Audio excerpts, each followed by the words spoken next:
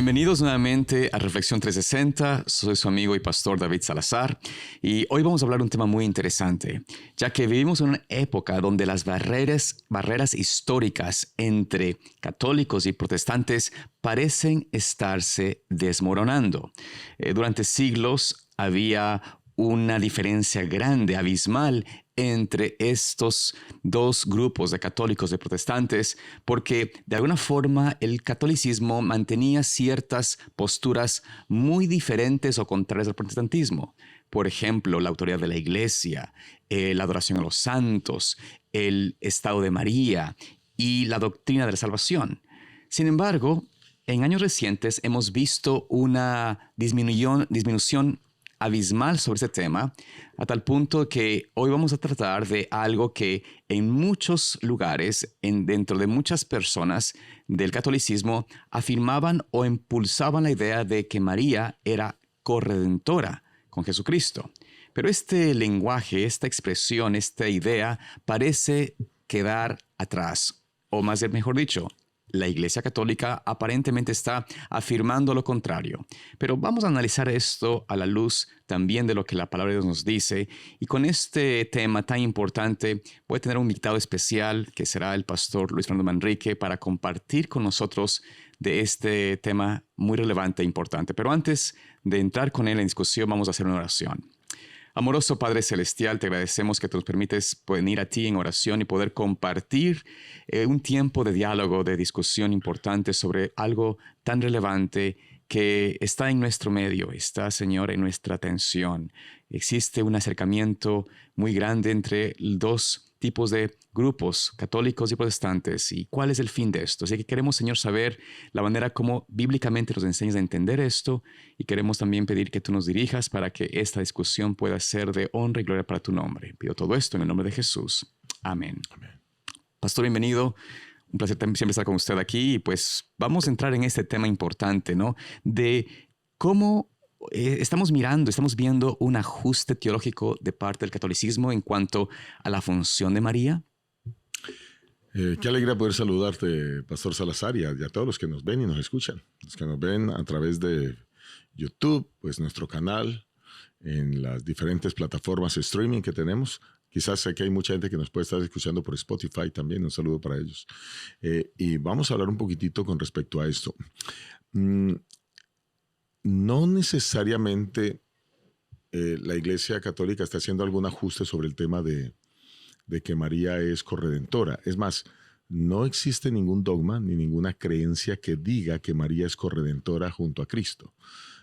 Pero sí han habido movimientos dentro de la Iglesia Católica que han estado proponiendo que María llegue a ser corredentora. Y de paso hay una gran cantidad de teólogos que se ha opuesto a ello. Mira, por citar algo, en el año 1999, el Dicasterio para la Doctrina de la Fe, pues allí en el Dicasterio se hizo una reunión para poder proponer que María fuera corredentora o que se usara ese término. Y en aquel entonces el director del dicasterio era el cardenal Ratzinger, que después llegó a ser Benedicto XVI.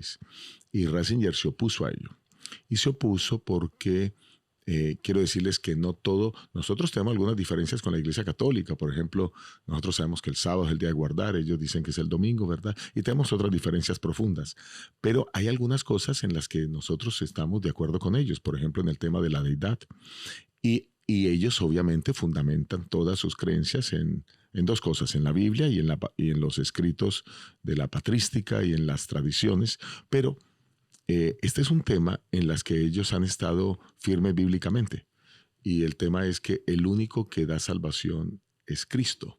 O sea, el único que puede redimir es Cristo. Y aunque algunos han querido, por la cercanía que tiene María con el estar todo el tiempo al lado de Cristo durante todo su ministerio, pues que ella sea como corredentora con Cristo, pero hay fuerte oposición dentro de la Iglesia Católica que eso se llegue a dar.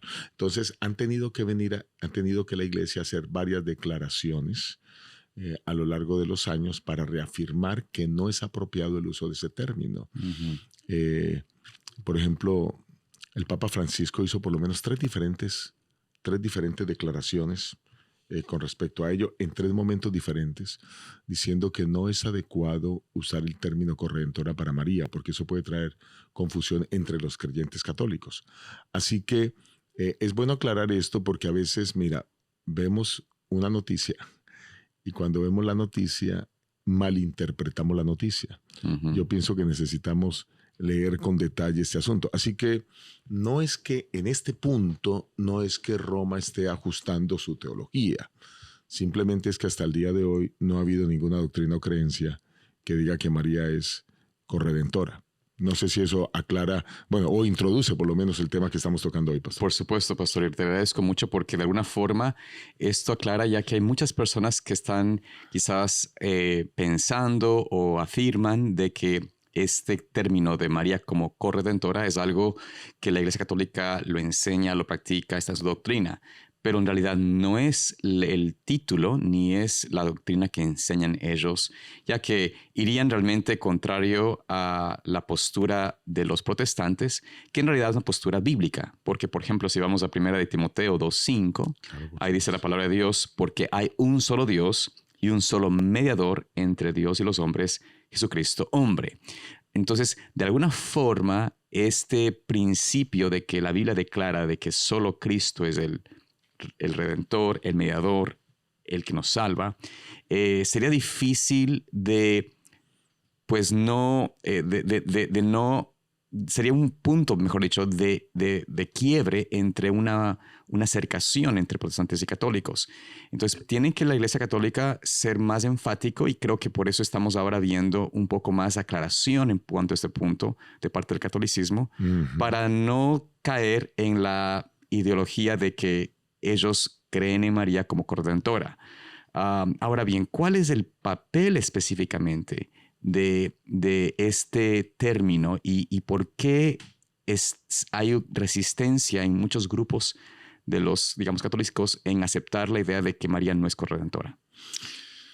Bueno, hay varias razones para eso, ¿no? La primera razón sería una razón doctrinal para ellos, y es que no pueden aceptar como doctrina esto porque pues nunca ha sido doctrina. Vuelvo y digo, hay muchos movimientos dentro del catolicismo marianos que proponen que pueda darse a ella ese título, pero este primer punto, que es la razón doctrinal, pues impide que se haga. Quizás vale la pena aclarar algo, pastor. Nosotros necesitamos conocer un poco más de la teología católica para no caer en el error como cristianos de criticar por desconocimiento cosas y decir cosas que pueden ser especulaciones y que no son.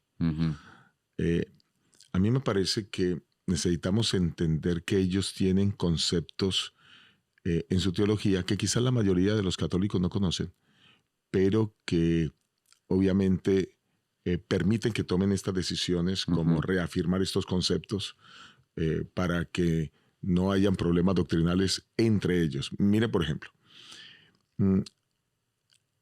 ellos hablan de que hay 3 tipos de manera como se puede elevar un culto. Se hablan de dulia, y dulia es el culto o la veneración o el respeto a los santos y a los ángeles. ¿Okay? Nosotros, pues, obviamente hablamos de que los santos son los hijos de Dios, la Biblia así lo presenta, pero ellos hablan de lo que los santos fueron esos hombres que vivieron y que pues dejaron un legado, y están hablando de los apóstoles y que se les debe venerar y se les debe respetar. Por supuesto, nosotros creemos que se les debe respetar, están en la Biblia, hablamos de ellos, predicamos de ellos, pero no creemos que se deban hacer imágenes para ellos, no creemos, porque la Biblia lo presenta como un error, no creemos que se les debiera tampoco, ni mucho menos colocar velas ni elevarles oraciones. Eso lo tenemos absolutamente claro. Muchos de ellos fueron aún martirizados por el Imperio Romano, murieron, y nosotros no podemos orarles a ellos porque primero están en la tumba esperando la segunda venida de Cristo, y el orarles a ellos sería casi igual que comunicarnos con los muertos. Entonces ahí tenemos diferencias muy fuertes, pero ellos hablan de que eso es dulia. Ahora, con respecto a la adoración a María, no se habla tanto de adoración, sino se habla de veneración y respeto a María, y se llama hiperdulia, o sea, por encima de los santos y los ángeles hay algo que está más arriba, que es María, por el papel que María juega especialmente en el trabajo que Jesús vino a hacer en la tierra. Y entonces a eso se le llama hiperdulia. Y bueno, pues por eso hablamos, o por eso ustedes ven en la Iglesia Católica las apariciones de la Virgen María, donde ella aparece, se establecen templos, etcétera, cosa que nosotros tampoco compartimos, porque creemos que María, al igual que los apóstoles, está muerta, está esperando que Cristo venga a resucitarle para ir a vivir con él en gloria por la eternidad. Así que si alguien ora a María, se comunica con María, pues para nosotros es como un equivalente a comunicarse con alguien que está muerto.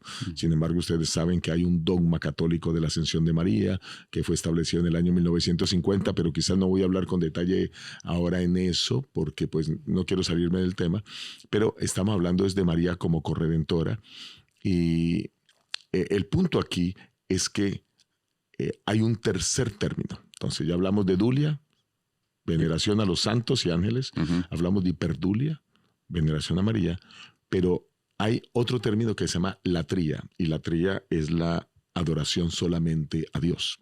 Eso incluye pues al Padre, incluye al Hijo e incluye al Espíritu Santo. Así que ellos han querido como marcar esas diferencias para hacerle ver a sus creyentes que no es lo mismo venerar a un santo que venerar a María o que venerar a Dios. Pero la gran mayoría ven esa hiperdulia casi como una latría, o sea, quieren colocarla en ese contexto. Y los defensores de presentar a María como corredentora presentan un argumento muy interesante. El argumento interesante es que el pecado entró al mundo por una mujer. Y que si el pecado entró al mundo por una mujer, que fue Eva, también una mujer debe cumplir función de redención. Ahora, ese es un concepto inventado, ¿no? Porque ustedes ven que la Biblia no lo presenta así. La Biblia dice que el pecado entró al mundo por un hombre. Claro, claro. ¿Sí? Y el hombre pues era el líder, en este caso pues fue Adán, y tuvo que venir un segundo Adán, como lo presenta claramente la Escritura. Pero quiero decirles que esos argumentos aparecen y surgen que no están en la Biblia para poder hablar de que María es una corredentora. Entonces, ¿por qué me tomé todo este espacio? Para poder explicar, número uno, que la primera razón por la que se dice claramente que María no es corredentora es por temas doctrinales, ¿ok? Obviamente propios de la teología católica. La segunda razón, pues es una razón pastoral. Y esa razón pastoral es una razón ecuménica. La Iglesia Católica tiene claro que debe haber... debe haber un trabajo pastoral en el planeta Tierra y que ese trabajo pastoral lo deben cumplir ellos porque ellos piensan que son la única iglesia mediante la cual se obtiene salvación. Yo tengo conmigo el Concilio Vaticano II. Voy a presentarlo ante la Cámara. Este es el Concilio Vaticano II.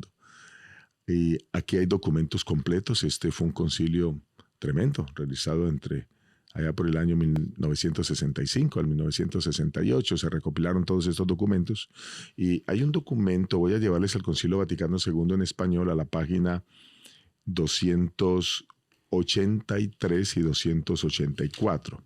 Quiero leer algunos apartes rapidito para que puedan entender este asunto. Relación de los hermanos separados con la Iglesia Católica, así son llamadas las otras iglesias. Hermanos, pero hermanos separados. Ahora, ¿por qué hermanos separados? Porque de alguna manera todas las iglesias cristianas salimos de la Iglesia Católica. Ustedes saben que cuando aparece Martín Lutero en el año 1515 clavando en la Catedral de Wittenberg las 95 tesis de justificación por la fe, comienza la Reforma Protestante, por decirlo de esa manera, pues a partir de allí comienzan las subdivisiones de la Iglesia Católica y da como resultado una cantidad de iglesias protestantes.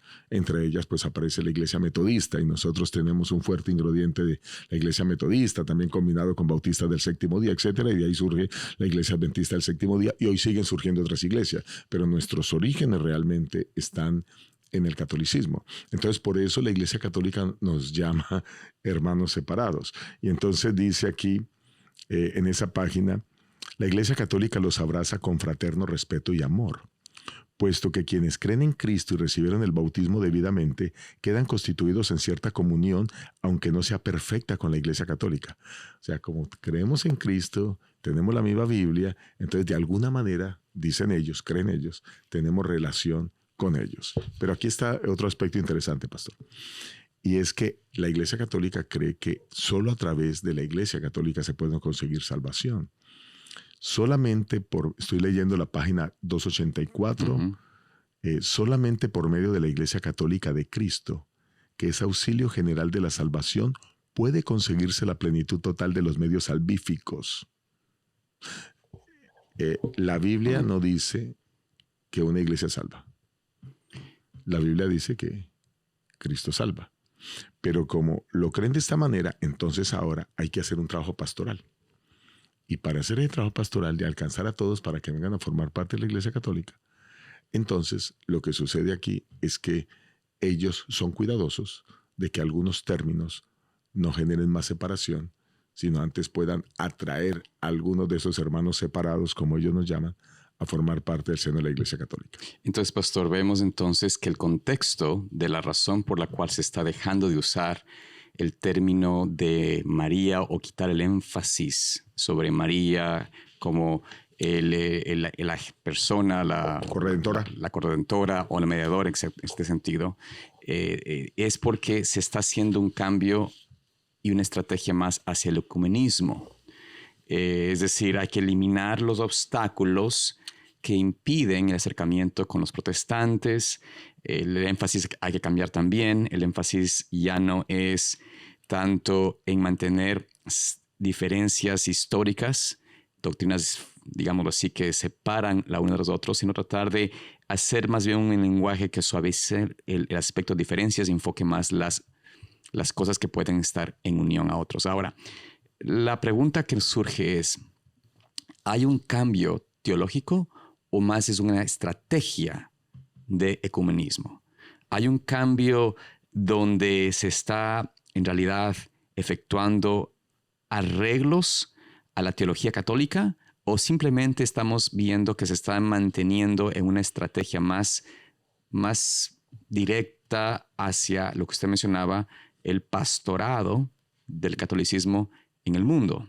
Es decir, buscando la forma de volver a traer a los que han salido de su redil y tener una unión más con los protestantes. ¿Cuál sería entonces el énfasis acerca de la razón por la cual se está mermando el marianismo en la Iglesia Católica y se está enfatizando un poco más la idea de la adoración al trío, como usted mencionaba? Sí, de afirmar que algunos usos de algunos términos como corredentora son inadecuados para María es un mensaje que se está enviando al mundo protestante para decirle, mira, nosotros creemos, al igual que ustedes, que solo hay salvación en Cristo Jesús.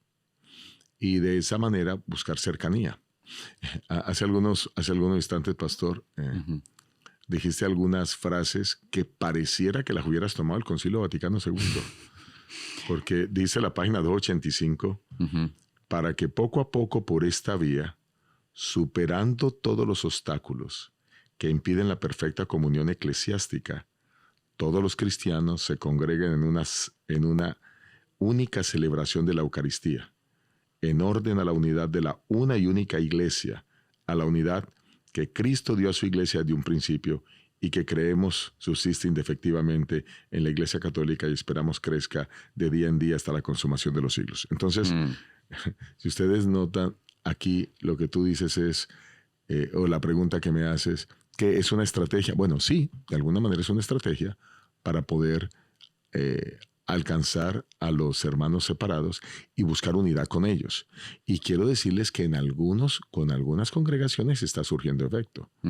Porque hay muchas congregaciones que están protestantes durante tiempo, y entre ellos la Iglesia Luterana, que han vuelto a reconocer la autoridad del Papa como una autoridad eclesiástica, incluso para alguna iglesia protestante. Y yo pienso que eso son cosas que vienen, ¿no? Seguirá creciendo esa fuerza cada día. Y hay algo más que quiero agregar, pastor. Quiero invitar a los que nos ven que puedan visitar, si quieren, la página de Vatican News o Vatican News, ¿okay? Las noticias del Vaticano. Y en las noticias del Vaticano pueden encontrar algunas de las cosas que hemos hablado, donde se habla del término corredentora. Y el título que colocan allí es nota doctrinal sobre los títulos marianos, la madre del pueblo fiel, no corredentora. Ya. Así es como titula el artículo. Y este documento, pues es el documento del Dicasterio para la Doctrina de la Fe, aprobado por León XIV, que aclara los apelativos. Esto ha estado en boga durante todo este año y se ha venido comentando, y entonces el Papa ha comentado esto nuevamente para poder aclarar que puedan tener una mejor relación con aquellas otras denominaciones. Y quizás solo un puntico para resaltar de aquí.